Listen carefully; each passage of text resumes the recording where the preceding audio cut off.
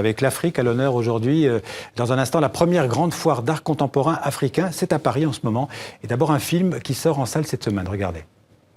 C'est l'histoire de Maki, mais avec tous les autres.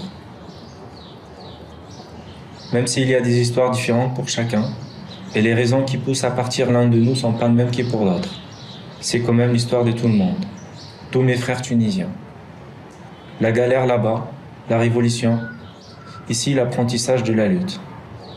حرام عليك يا بلادي هيك تبيعينا لفرنسا حكومة مريضة شعب مبنج سوسيتي فالسا فريتلو لبلادي بوري باستا تونس فيها برشا كلاب خويا العيشة معاهم ماستا فاندي بيج في البلاد نفس توجوه تحت نفس الحيطة جفبريلي لامير بور كوفرير لابي لافيتا حراقة كلوندستان من بن قردان للامبادوزا المود بيد ربي يستر بدعاوي لعزوزة ما كاين والو خو Bonsoir Jean-Baptiste. Bonsoir Xavier. Alors ce film c'est Brûle la mer, hein, c'est un documentaire, on vient de voir un extrait de ce film, donc Brûle la mer. Nathalie Nambo et Maki Berchache sont les réalisateurs. Alors vous dites documentaire, oui c'est vrai, mais on pourrait presque parler de poème ou d'essai. Maki Berchache, c'est lui qu'on vient de voir à l'écran et c'est son histoire qui est racontée, qui est retracée. C'est un Tunisien, après la Révolution, il quitte son pays, va traverser au péril de sa vie la Méditerranée, se retrouver sur l'île de Lampedusa en Italie et puis il va arriver finalement en France où là il est confronté à la violence, à un accueil très froid et finalement il va regretter son pays et son pays, le pays qu'il a quitté va devenir le pays rêvé. Voilà, ça s'appelle Brûle la mer. C'est en salle depuis quelques jours, en tout cas dans quelques salles en France et c'est signé Nathalie Nambo et Maki Berchache.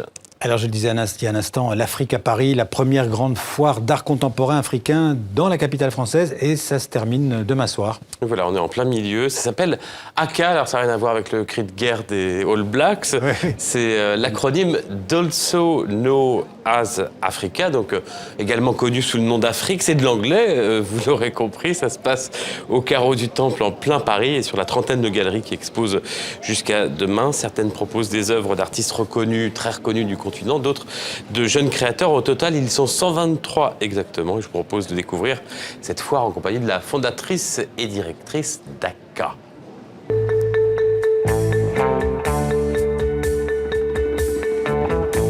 Les artistes, ils sont là depuis longtemps, ils sont pas nés hier, ils créent depuis longtemps. Évidemment, ça ne fait pas que 2 ou 3 ans qu'il y a des artistes en Afrique. Et il y a le marché, et le marché, il est émergent. Donc je pense que c'est vraiment c'est un équilibre entre les deux. On donne une visibilité à des artistes qui œuvrent depuis un moment. Alors il y en a des plus connus que d'autres évidemment. Il y en a aujourd'hui qui sont des artistes établis comme Ella Natsui, comme Barthélémy Togo, comme William Kentridge qu'on trouve également dans les très grandes foires et dans les très grandes galeries internationales. Et puis de jeunes artistes qui aujourd'hui explosent en visibilité grâce à des moyens comme Instagram, Facebook, qui communiquent énormément sur leur travail.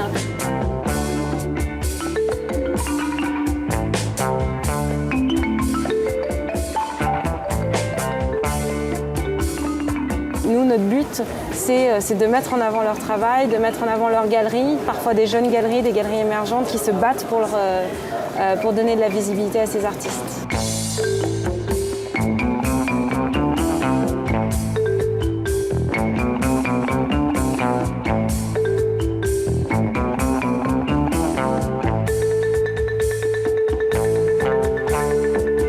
Il y a beaucoup de centres en Afrique où l'économie est en boom et quand une économie est sur la voie montante, le marché de l'art y suit. Donc ça c'est important, il faut pas oublier de mentionner les structures artistiques qui font un travail incroyable pour la promotion de ces artistes en Afrique, sur place. Et ça, c'est un équilibre parfait avec des initiatives comme la nôtre qui se font ailleurs dans le monde.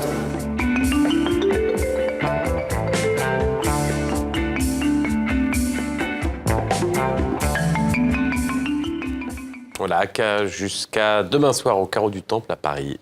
Et puis on en parlait tout à l'heure dans la première partie de l'émission. Donc Sting va chanter ce soir pour la réouverture du Bataclan. Oui, il sera sur scène accompagné de 3 musiciens. Il va chanter notamment des titres de son nouvel album qui est sorti hier, qui s'appelle 57th and 9th, qui est donc une adresse new-yorkaise, un croisement, sorti vendredi. Entre la 57e rue et la 9e. La 57e rue et la 9e, absolument, à Manhattan. Et comme vous le disiez, ce concert sera diffusé dans les prochains jours sur TV5 Monde.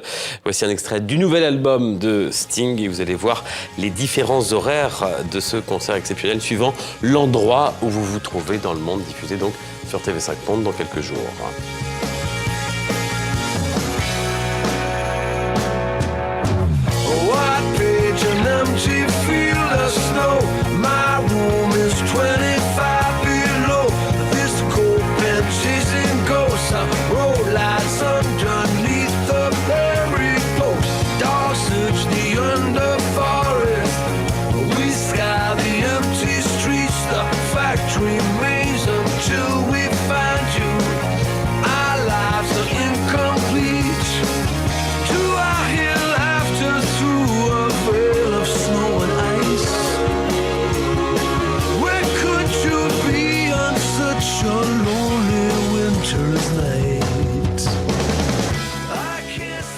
Voilà, Sting ce soir au Bataclan. Merci Jean-Baptiste, à demain. Merci, à demain.